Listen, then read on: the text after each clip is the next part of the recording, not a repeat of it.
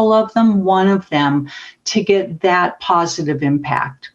So we're going to talk about how stress actually impacts us all very differently. They now know that our brains are as different as our fingerprints. And so how a circumstance might stress me or stress you can be incredibly different. And there's a tremendous amount of inequity in the stressors we are experiencing now. And so we'll look at how the stress in our lives can be impacting us. And then I want to focus on coping strategies that will be helpful and look at them in 3 different areas: emotionally, mentally, and physically. And my wish for you is you'll receive all the information in the handout. So all this information and more, you'll be able to look back at. And my wish for you is that you find just 1, 2, or 3 things, not more than that, I did. that you can start with and do consistently.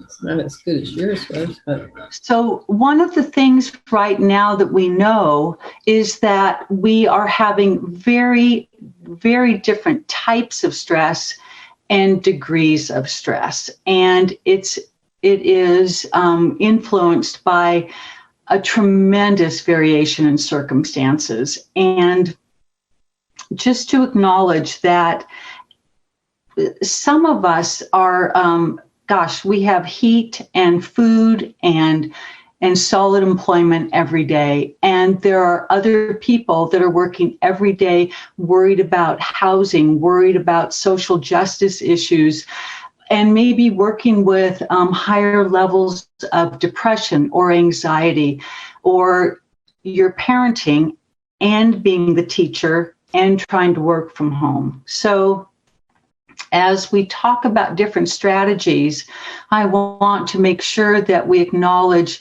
the stress that people are under is tremendously varied. And it impacts us differently. As I said earlier, our brains are really quite different. And so what might be really tough for me might be easy for you. And one of the things I'm always reminded of in the research is that stress impacts us so differently, and yet we think typically that our stress could be tougher for us than for anyone else. So that's a normal thing that people often think when they feel overwhelmed. Stress tends to show up in our body, in our emotions, and in our mental capacities. And so in the realm of the body, what's really typical is that as we get stressed, we can have increased number of tension or migraine headaches. We can have pain along the central nervous system, so neck pain, TMJ, upper back, low back, or sciatica pain.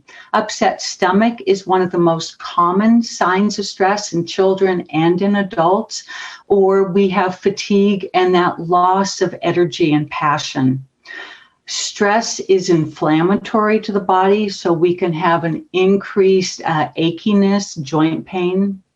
And then stress impacts our ability to fall asleep and stay asleep.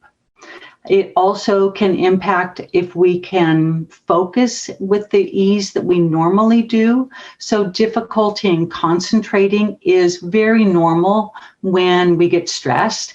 And then so are the 3 emotions that are common to stress: anxiety, depression, and chronic anger. So if you experience any of these, I'm sorry, but you're normal. These are the top indicators, but it's not the complete list. But these are signals that my body is giving me, or my emotions are giving me, saying, oh, I'm too stressed. And so when I notice any of these for me, I always think about, what's a coping strategy I could use right now to help my back relax or to help my stomach relax?